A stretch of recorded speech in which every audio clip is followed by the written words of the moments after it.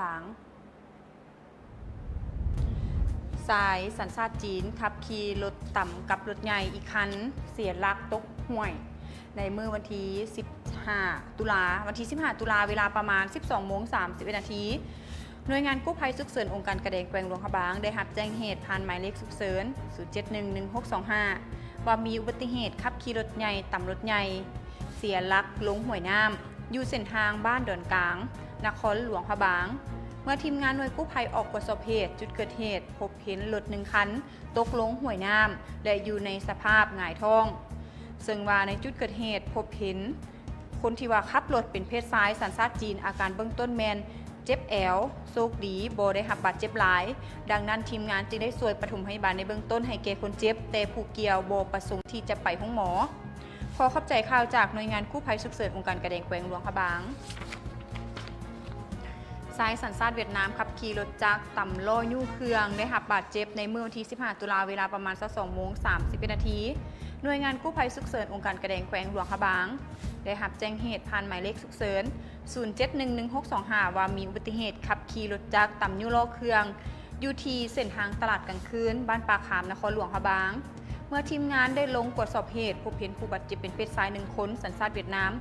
อาการเบื้องต้นมีบาดแผลเลิ่นอยู่ใบหน้าและมีบาดแผลจิกอยู่ระหว่างนิ้วมือเบื้องซ้าย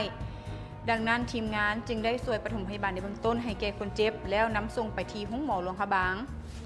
ขอขอบใจข่าวจากหน่วยกู้ภัยฉุกเฉินองค์การกระเดงแขวงหลวงพะบาง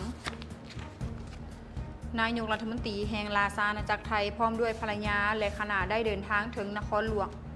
ลวงเวียงจันทน์แล้วในมื้อวันที่16 ตุลาคม 2025 นี้พระประธานอนุทินสารวิรกุลนายกรัฐมนตรีแห่งลาซาอาณาจักรไทยพร้อมด้วยภรรยาและคณะได้เดินทางถึงสนามบินสากลวัดไตนครหลวงเวียงจันทน์เพื่อดำเนินการเยี่ยมยามสปป.ลาวอย่างเป็นทางการซึ่งพิธีต้อนรับที่สนามบินได้จัดขึ้นอย่างอบอุ่นและสมเกียรติโดยมีทานเล็กไหลศรีวิไลรัฐมนตรีกระทรวงโยธาธิการและขนส่งทั้งเป็นรัฐมนตรีเกียรติยศพร้อมด้วยคณะ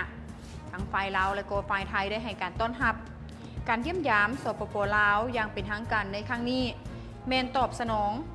ตามการเสื้อเซินของพระประธานสอนไซศรีพันดลนายกรัฐมนตรีแห่งสปป.ลาวเพื่อสืบต่อหัดแน่นสายพัวพันมิตรภาพ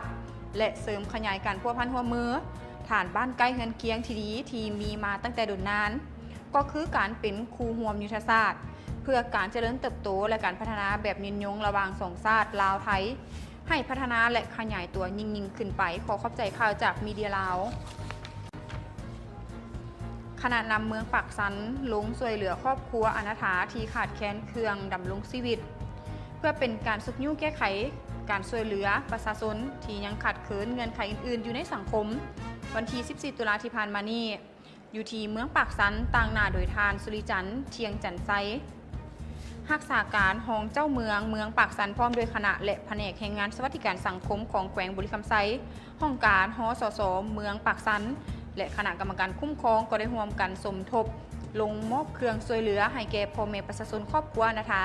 ที่ยังบ่ทันพ้นออกจากความทุกข์ยาก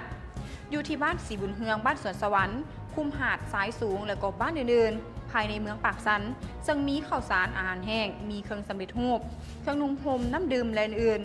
ที่จำเป็นเพื่อหมุนไส้และก็แก้ไขชีวิตการเป็นอยู่ของครอบครัวที่ขาดเขินและยังบ่ทันพ้นจากความทุกข์ยากเพื่อเฮ็ดให้การดำรงชีวิตของประชาชน